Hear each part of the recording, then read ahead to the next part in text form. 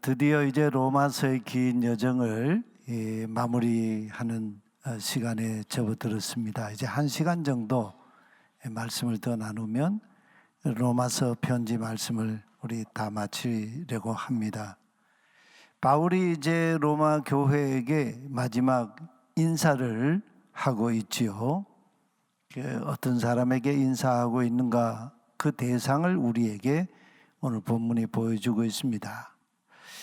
이때 바울이 편지에서 인사하는 그 한 사람 한 사람 이름들을 이렇게 거명할 때 바울의 마음이 어떤 마음이었을까요?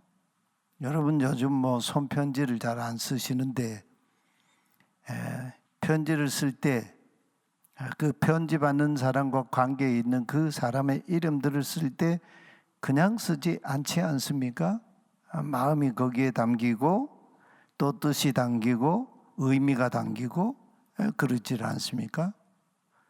로마서 16장을 읽을 때 저는 바울의 이 심장이 아마 쿵쾅쿵쾅 뛰었지 않을까. 그리고 그의 얼굴에는 온 얼굴 만면이 웃음이 가득하지 않았을까. 바울이 오늘 16장에서 26명의 이름이 등장하고 있는데, 물론 거기에는 이름을 밝히지 않는 교회의 성도들이 플러스 알파로 기록되지 않은 이름들이 있습니다.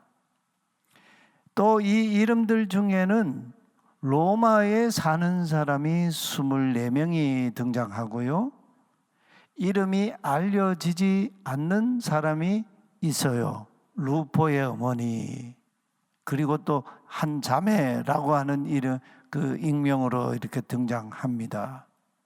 그리고 이제 고린도 갱그레아 교회의 자매인 베베, 포이베, 이 베베라고 하는 인물이 또 등장을 합니다. 이 사람들은 다 바울과 아주 가까이 있는 친밀한 관계가 있는 사람들이었습니다. 이 사람들이 없었다면 바울의 사역에 어떤 의미가 있었을까, 어땠을까 할 때 많은 이제 새로운 변수가 되지 않았겠습니까? 근데 여기 16장에 나오는 이 이름들 중에는 그리스도인이 아닌 두 사람의 이름도 등장을 하고 있습니다. 그 이름들이 어떤 이름들일까요? 그리고 왜 그 그리스도인도 아닌 그 사람들의 이름을 바울은 언급하고 있는 것일까요? 10절 하반절에 아리스도볼로라고 하는 인물이 등장합니다. 아리스토블로스라는 이 이름을 가진 사람, 그러면서 이 사람을 언급하는 이유는 이 사람의 집에 딸린 사람들, 우리 성경에 권속이라는 그런 말로 등장하는데 딸린 사람들이 등장을 하고 있어요. 아리스토볼로의 집에 딸린 사람들은 아마도 노예 신분의 그리스도인들이었을 것이다. 우리가 짐작을 할 수 있어요. 로마 사회를 보면요. 바울은 이미 갈라디아 교회에 보낸 편지에서 대선언을 했지 않습니까? 3장 28절에서 유대아 사람도 그리스 사람도 노예도 자유인도 남자도 여성도 차별이 없다고 했습니다. 여러분 모두는 그리스도 예수님 안에서 하나이기 때문이라 했습니다. 여러분이 그리스도의 사람이면 그러면 여러분은 아브라함의 후손입니다. 약속에 따라서 정해진 상속자들입니다. 바울의 편지에서 우리는 좀 무심코 이렇게 지나갈 수 있는 매우 중요한 표현이 로마서에서도 나오고요, 상속자라고 하는 사실입니다. 상속자, 아브라함의 후손 곧 약속에 따라서 정해진 상속자. 그 상속은 뭘 상속한다는 것일까요? 하나님 나라를 상속한다. 복음서에 보면 하나님 나라에 들어간다라는 이런 표현들을 쓰잖아요. 근데 바울 서신에 오면은 그 하나님 나라에 들어간다라는 이 의미를 하나님 나라를 상속으로 받는다, 이런 표현을 쓰고 있어요. 같은 의미예요. 또 한 사람의 비그리스도인의 이름이 등장하는데 11절 하반절에 나르키소스라고 하는 이름입니다. 우리 성경에 나기수 이렇게 번역하고 있는데, 이 사람은 로마의 4대 황제였던 클라우디우스 황제의 총애를 받았던 사람입니다. 그러니까 황제와 매우 가까운 정치적인 관계에 있던 사람이에요. 근데 이 사람은 AD 54년에 클라우디우스 황제가 죽자 스스로 황제의 죽음과 더불어서 그가 스스로 자결했다, 이렇게 말합니다. 아마 이 클라우디우스 황제와 굉장히 내밀한 깊은 정치적인 관계 속에 있었던 사람이라 할 수 있을 겁니다. 그러다 보니 황제가 죽으니까 거기에 연루된 많은 정치적인 문제들이 있지 않았겠어요? 그러니까 그런 모든 문제를 끌어안고 아마 죽은 사람이다. 요즘 시대도 정치인이나 경제인이나 어떤 그런 관계가 있을 때 사람이 자꾸 죽잖아요. 다 그게 뭐 공연히 죽는 게 아니지 않겠습니까? 근데 이 나기수의 가족 중에 주 안에 있는 자들이 있었다. 나기수라고 하는 사람 자체는 그리스도인이 아니었는데 그 집안에 딸린 사람들, 즉 그 집에는 노예들도 있을 수 있고 많은 그런 그 집에 딸린 사람들이 있잖아요. 그 사람들 중에 예수 그리스도를 주로 고백하고 믿는 그리스도 공동체, 곧 교회가 있었다는 거예요. 아리스토블로와 나기수는 왕족이었거나 높은 관직에 있던 사람으로 추정하고 있습니다. 이들 집에 딸린 사람들, 곧 노예들 중에 그리스도인들이 있었다는 거예요. 그것을 바울은 지금 로마에 있는 가정교회의 한 부류로 보고 있다는 거예요. 로마의 가정교회들이 오늘 수요 기도에 나온 여러분 같이 이렇게 소수였을 겁니다. 로마서 16장에 나오는 이름들 중에 사도행전 18장에 바울의 그 전도 여행 때 나오는 그 매우 중요한 부부의 이름이 16장에, 로마서 16장에 등장하고 있지요. 브리스카와 아퀴라라고 하는 부부입니다. 이 로마서에서는 프리스카 이렇게 나오는데 사도행전은 브리스길라 이렇게 같은 이름에 이름이 조금 다르지만 같은 사람이에요. 그리고 그의 남편 아퀴라가 나옵니다. 여기는 이제 이 두 부부가 이 바울이 로마에 있는 교회에 편지하면서 문안 인사하는 대단히 중요한 대상이 되고 있어요. 마가복음 15장 21절에 루포라고 하는 이름이 등장하지요. 거기에 루포라고 하는 이름이 등장하는데 로마서에서는 루포와 그의 어머니 이름은 익명으로 이름이 밝혀지지 않고 그냥 루포의 어머니 이렇게 등장하고 있어요. 바울은 이 루포의 어머니를 내 어머니이기도 하다 이렇게 고백하고 있어요. 이게 의미가 뭘까요? 또 마가의 증언에 의하면은 루포에게는 알렉산더라고 하는 형제가 있었습니다. 그래서 마가복음 15장에 보면 알렉산더와 루포의 아버지 구레네 시몬 이렇게 나오죠. 이 구레네라고 하는 말은 북아프리카 리비아, 요즘 말하면 리비아의 유대인들이 거기에 유대인촌이 있는데 알렉산드리아가 유대인들이 굉장히 많이 있었던 그런 도시 아닙니까? 아프리카 북아프리카 리비아에도 유대인들이 굉장히 많았어요. 거기에 출신 루포의 아버지입니다. 구레네 시몬이요. 당시 로마 제국 시대에 팔레스타인에 파견되었던 로마 군인들은 이 속지의 이 사람들에게 억지로 붙들어 가지고 강제로 자기 짐을 지어서 동행하게 하는 그런 이 강압하는 그런 이 행위를 많이 했습니다. 그래서 산상수훈에 보면 예수님께서 그런 교훈을 했지 않습니까? 억지로 오리를 가게 하거든 심리를 가주어라. 그런 말씀이 바로 그런 이 배경 속에서 나오거든요.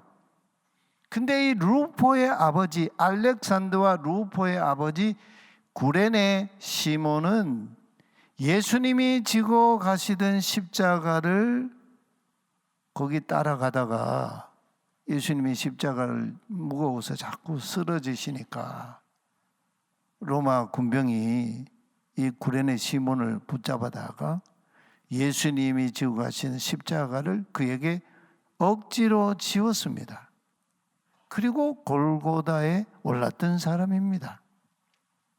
이 루포의 아버지 구레네 시몬은 예수님이 지고 가시던 십자가를 지고 예루살렘의 빌라도 법정에서 골고다까지 그 십자가의 길이라고 하잖아요. 비아 돌로로사. 한 300m 정도 되는데 그것은 이렇게 경사로로 돼 있어요. 지금은 그 길이 아랍 상인들이 그냥 좌우로 그냥 상가를 형성하고 비아 돌로로사 여행하는 사람들에게 물건을 파는 그런 이 길로 바뀌었지 않습니까? 예수님 시대에 아마 그 길은 굉장히 험한 길이었다고 볼 수 있어요. 그 비아 돌로로사 그 길 한 300여 미터 되는 그 거리를 예수님과 함께 걸었던 사람입니다. 근데 바울은 이 시몬의 구레네 시몬의 아내였던 즉 알렉산더와 루포의 어머니였던 그 여인을 자신의 어머니도 된다 이렇게 로마서 16장에서 로마 교회에 편지하면서 그 사실을 적시를 하고 있어요. 루포의 어머니는 바울을 혈연적으로 바울을 낳은 그런 어머니와 아들 관계는 아니죠. 근데 바울은 왜 이 루포의 어머니를 내 어머니도 되신다 이런 얘기를 할까요? 예수님이 십자가에 달리셨을 때 사랑하는 제자 요한을 이렇게 요한이 그 옆에 있는 걸 보시고 어머니 마리아에게 말씀하시죠. 보십시오. 아들이니이다. 누가요? 요한을, 예수님이 제자 요한을 아들이라고 이렇게 예수님이 청거하고 있잖아요. 이게 굉장히 관계적인 용어이죠. 바울은 루포의 어머니를 내 어머니이다 이렇게 적시를 하고 있어요. 왜 그랬을까요? 여기에는 아마 바울이 다메섹 도상에서 부활하신 예수님을 만나기 이전에 이 다메섹 사건이 얼마나 바울에게 중요한 사건이었으면요, 사도행전을 우리에게 증언하고 있는 누가는 이 바울의 이 다메섹 이 주님을 만난 이 사건을 사도행전에서 무려 9장과 22장, 26장에서 3번이나 거듭 반복하여 증언하고 있어요. 그만큼 아주 너무너무 중요한 사건이라는 거죠. 근데 이 다메섹 도상 이 사건 이전에 바울은 누구였습니까? 예수님 말씀하신 대로 사울아 사울아, 예수님이 사울의 이름을 부르셨어요. 성경에 보면 이름을 부르시는 말씀이 종종 등장하잖아요. 아브라함아 아브라함아, 사무엘아 사무엘아, 사무엘 사무엘, 이름 부르시잖아요. 모세야 모세야, 하나님이 이름 부르시지 않습니까? 사울을 이름 부르시는 예수님, 그 만나기 이전에 사울은 누구였습니까? 십자가의 원수로 행하던 그였습니다. 바울이 예수를 핍박한 이유가 바로 거기에 있었죠.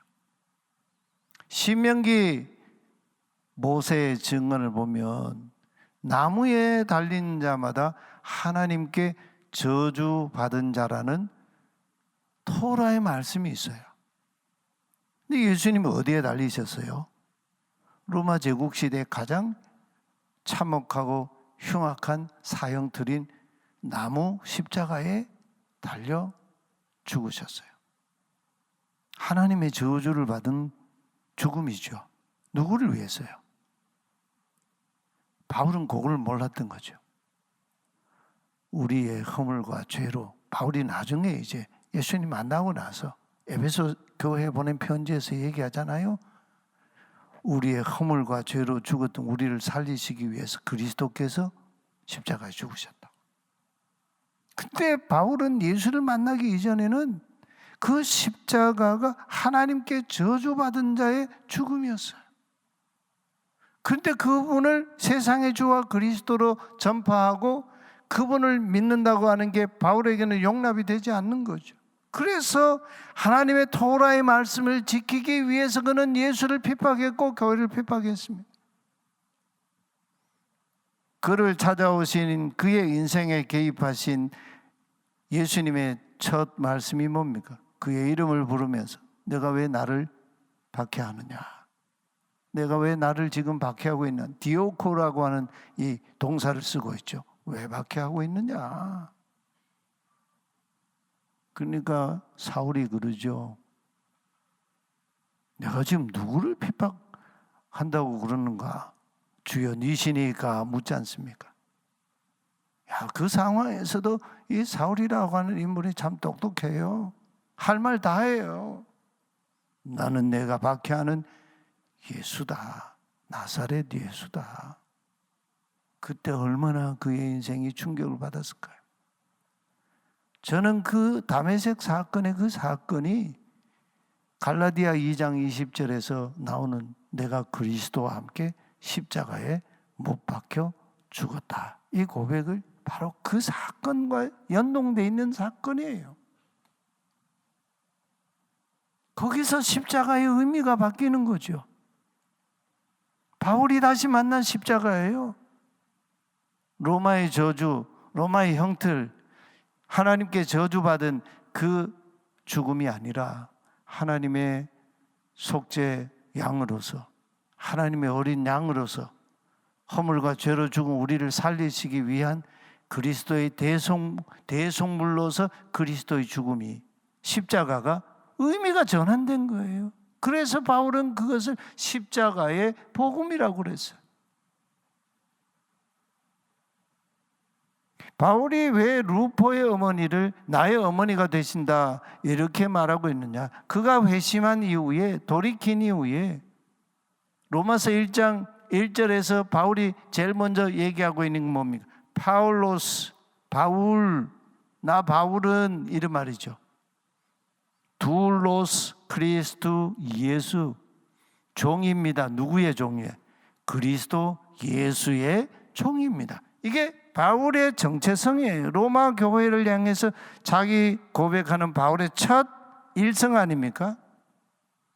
바로 이렇게 변화된 그 자신이 예전에 십자가에서 죽으신 예수를 핍박하던 그가 다메섹 도상에서 회심하고 나서 바로 루포의 아버지가 예수님과 함께 대신 지고 갔던 그 십자가의 의미가 그만큼 바울에게 새로운 사건으로 다가왔기에 루포의 어머니를 내 어머니다 이렇게 고백하고 있는 거죠. 이건 엄청난 얘기이죠. 근데 사실은 바울의 입장에서 보면 이 얘기를 끄집어내는 것은 굉장히 부끄러운 얘기예요. 부끄러운 얘기. 자기 치부 아닙니까? 과거를 드러내는 얘기 아닙니까? 여러분, 우리가요, 살아있을 때 또 우리가 죽어서라도 내 과거의 치부를 얘기하는 거, 그거 기록으로 남기는 거, 그거 쉽지가 않아요. 근데 그 부끄러움과 치부보다 더 큰 게 뭡니까? 예수 그리스도의 십자가의 능력이고 자신이 핍박하고 십자가의 원수로 행했던 그것을 능가하는 것이 하나님의 십자가의 사랑, 십자가 안에서 나타난 하나님의 사랑이라는 거예요. 그래서 이런 바울은 자기의 이 존재를 보배를 질그릇에 담고 있는 자다. 자신을 질그릇과 같은 존재로 고백하고 있지 않습니까? 오늘 로마서 16장에서 대단히 중요한 초대교회의 모습을 우리에게 드러내주고 있어요. 우리가 로마서를 처음 시작할 때부터 말씀을 드렸는데 그게 뭘까요? 초대교회의 형태는 오늘날과 같이 예배당 건물을 건축해 놓고 예배하고 거기 모여서 말씀을 배우고 하는 그런 교회가 아니었어요. 소위 우리가 성지순례라는 이름으로 성경의 역사가 기록된 그 땅을 이렇게 가보면 가는 곳마다 웅장하고 화려한 예배당들이 건축이 되어 있고 그 흔적들이 유적으로 남아 있어요. 어떤 분들은 그렇게 오해를 하는 분이 있죠. 그 교회들의 그 이 예배당들을 보면 1세기 초대 교회들의 이 바로 이런 엄청난 예배당 건물과 이런 이 흔적들을 가지고 있었구나 생각하는데 그게 아니죠. 기독교가 로마의 국가 종교, 국교가 된 이후에 비잔틴 시대, 그 시대는 모든 걸 교회로 다 통했어요. 그 시대와 그 이후 시대에 건축된 예배당들이에요. 초대교회는 우리 한국 교회도 처음 시작할 때는 가정교회 형태였죠. 좀 집이 이렇게 넓은 공간이 있는 집, 마치 마가라 하는 요한의 어머니 마리아의 집 다락방에 120명의 지휘자들이 모여서 거기서 주님 승천하신 이후에 오순절날 임하실 성령을 기다리며 거기서 기도하고 거기서 전심으로 함께 성령님을 기다리고 주님 약속을 기다렸지 않습니까? 굉장히 120명이 모이는 다락이라면 굉장히 큰 집이죠. 예루살렘 안에 성 안에 있는 대저택이라고 할 수 있어요. 초기의 교회들이 다 가정교회였습니다. 그 가정교회들이 오늘 로마서 16장에 보면 최소한 5개 가정교회가 등장을 하고 있어요. 그 첫 번째 5절입니다. 바울의 동역자 함께 수고했던 부부인 브리스카와 아퀴라 부부의 집에서 모이는 자들이었어요. 저희 집에 있는 교회 이런 표현이 나오죠. 브리스카와 아굴라 부부의 집에 모이는 성도들의 모임 공동체 교회가 거기 있었다, 그런 얘기죠. 이 아킬라 브리스킬라 부부는 유대계 그리스도인들이에요. 클라우디우스 황제 때 AD 49년에 이 그리스도인들이, 로마 사람들은 그걸 그리스도인이란 이런 표현을 잘 못 쓰고 크레스투스 이렇게 불렀어요. 처음에 이제 좀 오명이었다고 볼 수 있죠. 그래서 이런 이름을 가진 사람들이 로마를 소란케 한다 하는 그런 이 제목으로 로마시로부터 유대인들을 다 그냥 추방시켜 버렸습니다. 그 추방할 때에 이탈리아 로마를 떠나서 고린도에 와 있던 이 프리스카와 아길라가 고린도에 온 바울을 만나서 바울을 도우는 사건이 일어나죠. 사도행전 18장에 나오죠. 바울은 이들 부부를 동역자, 함께 일하는 자라고 그렇게 부르고 있습니다. 그 이후에 바울과 이 부부는 고린도를 떠나서 바울과 함께 에베소로 가서 거기서 에베소 교회를 또 섬기는 중요한 그런 사역을 합니다. 에베소로 가서 선교합니다. 이 프리스카와 아길라 부부는 전형적인 비즈너리라고 할 수 있어요. 그 비즈니스 미셔너리, 일하면서 복음을 전하는 선교사, 아주 전형적인 그런 인물이라 할 수 있어요. 바울도 그런 역할을 했죠. 일하면서 복음을 전했다 그러지 않습니까? 근데 바울은 이 브리스카와 아굴라 이 부부를 에베소에서 소란이 일어났을 때, 바울의 생명이 경각에 달렸을 때 바울의 생명을 구하기 위해 자신의 목숨을 내던졌던 그런 부부라고 기억을 하고 그들을 귀하게 여기고 있습니다. 바울이 나중에 고린도에서 로마 교회에 보내는 이 편지를 쓸 때 브리스카와 아길라 부부는 이미 로마로 가 있었습니다. 그래서 로마에 있는 가정교회들 중에 굉장히 중요한 역할을 하는 그런 부부였어요. 로마 교회의 한 지도자가 된 것이죠. 두 번째로 보면 14절에 아순그리도와 블레곤과 허메와 바드로바와 허마와 및 그들과 함께 있는 형제들, 여기도 이런 이름들이 쭉 나오고 그들과 함께 있는 형제들, 이것도 역시 가정교회 형태예요. 그리고 세 번째는 15절에 보면 빌롤로그와 율리아와 네레오와 그의 자매와, 이 자매의 이름은 등장하지 않죠. 올름바와 그리고 그들과 함께 있는 모든 성도에게 문안하라, 이런 표현이 나와요. 그들과 함께 있는 모든 성도, 이 가정교회 형태예요. 그리고 네 번째로 10절에 보면 아까 말씀드린 대로 아리스토볼로의 권소, 집에 딸린 사람들에게 문안하라. 이 아리스토볼로 집에 속해 있는 노예들 중에 그리스도를 믿는 사람들, 그 사람들이 가정교회를 이루고 있었다는 거예요.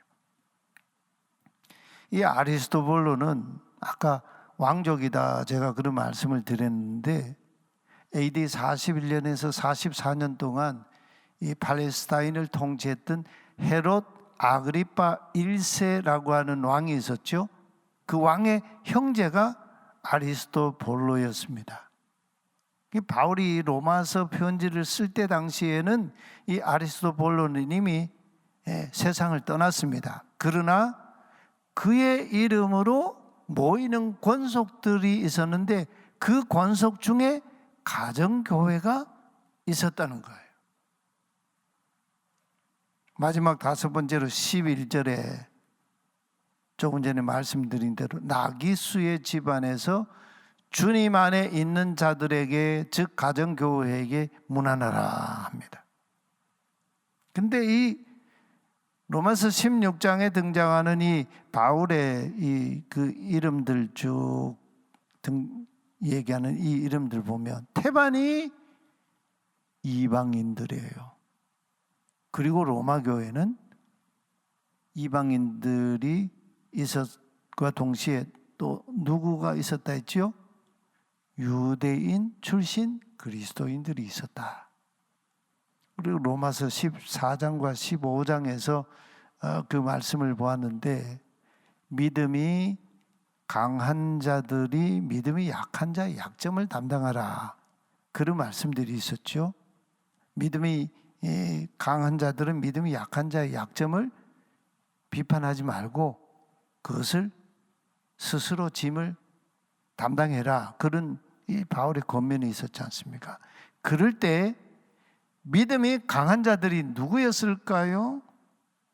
제가 이미 말씀드렸는데 다 잊어버리셨어요. 이방인 출신 로마 사람 그리스도인들이었을까요? 유대인 출신 그리스도인들이었을까요? 누구였습니까? 로마 사람 이방인 출신 그리스도인들이 믿음이 강한 자였어요. 반면에 유대인 출신 그리스도인들은 조상적부터 쭉 지켜오던 신앙의 어떤 전통들이 있어요. 뭐 할례라든지 뭐 안식일을 지키고 절기를 지키고 어떤 날을 중요하게 여기고 음식들을 먹을 때 먹지 못하는 거 먹는 거, 이런 것들을 정결법을 지키고 이런 것들을 철저하게 지키니까 이방인 출신 그리스도인들 보니까 그것은 그리스도 안에서 자유할 수 있는 문제인데 거기에 꼭 매여가지고 거기에서 헤어나지 못하는 걸 보면서 서로 충돌이 일어난 거죠. 그럴 때 믿음이 강한 자들은 믿음이 약한 자의 약점을 담당하고 서로 사랑으로 그걸 잘 보살펴야 한다. 근데 유대인 출신 그리스도인들은 그런 면에서 이방인 출신 그리스도인들, 로마 사람들 그리스도인들보다 믿음이 약한 부분이 있었다는 거예요. 근데 로마 출신 그리스도인들, 이방인 출신 그리스도인들은 태반이요, 노예였거나 노예였다가 자유인이 된 사람이에요. 그리고 노예 후손 노예였다가 또 자유인이 된 사람들의 후손들이 로마 교회를 형성하고 있는 그런 사람들이었습니다. 오늘 말씀을 이제 결론을 맺어 봅시다. 이런 로마 교회의 내면 형편을 훤히 다 알고 있던 바울은 지금 바울이 왜 로마서 편지를 왜 써서 지금 보내고 있습니까? 로마 교회에 방문하고자 하는 그 목적 때문에 이 로마서를 쓰고 있어요. 그리고 로마 교회 성도들의 기도와 후원을 받아서 당시 세계의 마지막 땅끝이라고 여기던 서바나, 스페인으로 가서 로마 제국의 가장 서쪽에 있는 나라 스페인으로 가서 거기에 복음을 마지막 전하겠다, 이 소망을 바울이 피력하고 있어요. 그래서 로마서 이 편지를 쓰고 있어요. 이런 로마 교회에 보내는 이 편지를 그러면 누구를 통해서 고린도에서 이 편지를 로마 교회에 보내야 할까요? 아무 사람이나 로마로 가는 여행자에게 그냥 이걸 맡겨서 좀 전해 주시오 이렇게 말할 수 있겠습니까? 그때 바울이 추천한 사람이 갱그리아 교회의 봉사자인 자매 베베였습니다.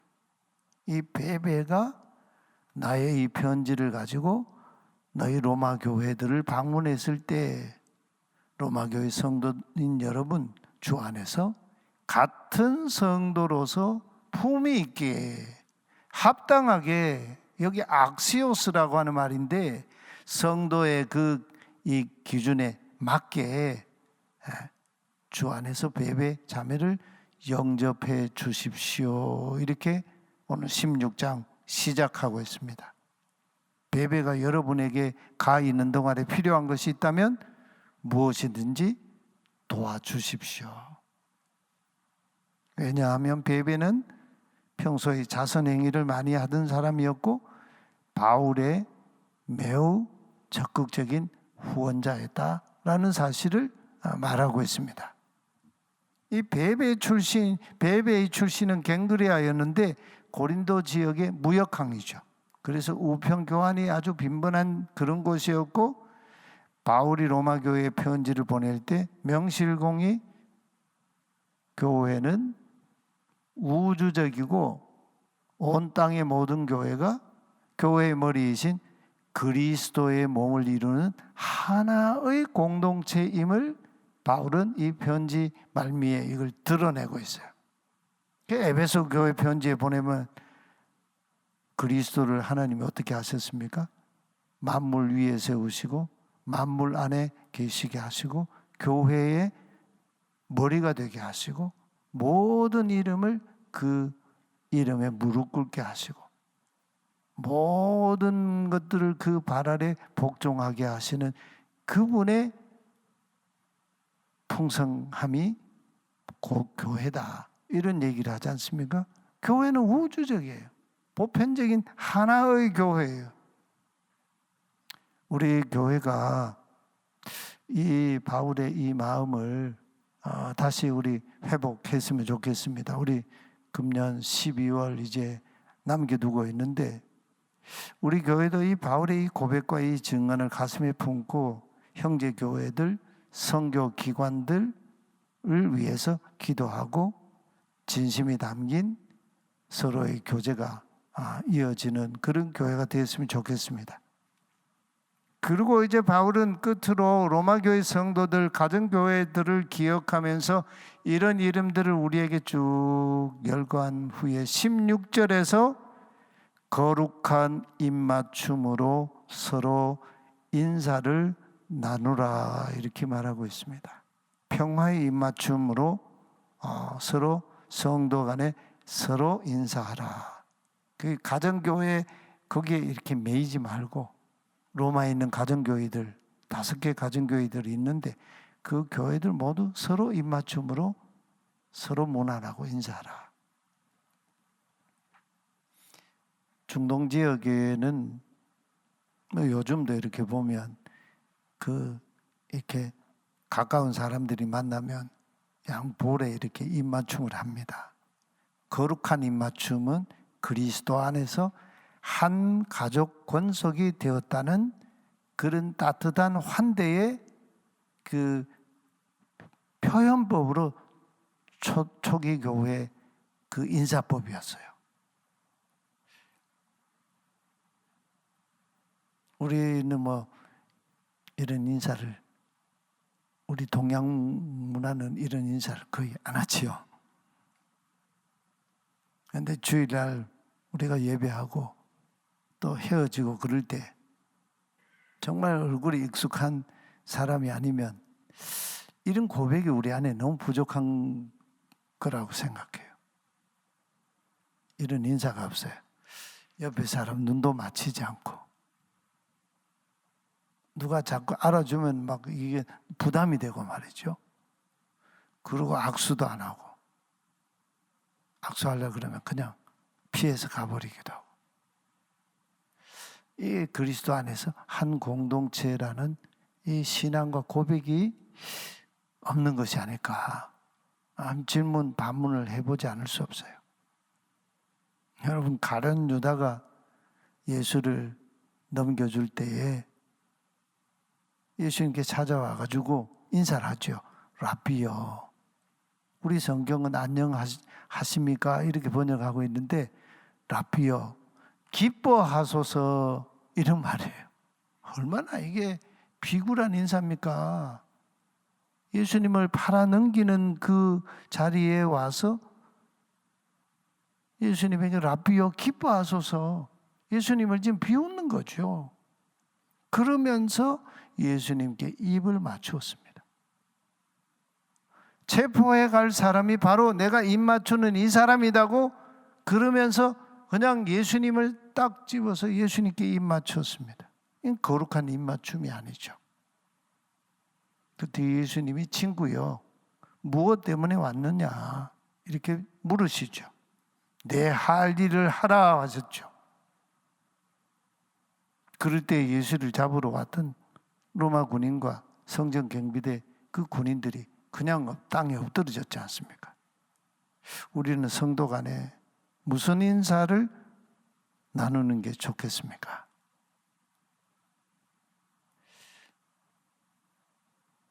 우리의 문화권에서는 거룩한 입맞춤은 우리의 문화가 좀 아닌 것 같아요. 좀 무리일 수 있어요.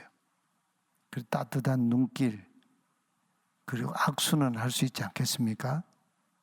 그리스도 안에서 당신과 제가 한 가족입니다. 이 고백으로 그런 인사, 이것은 우리 서로에게 해야 될 인사입니다.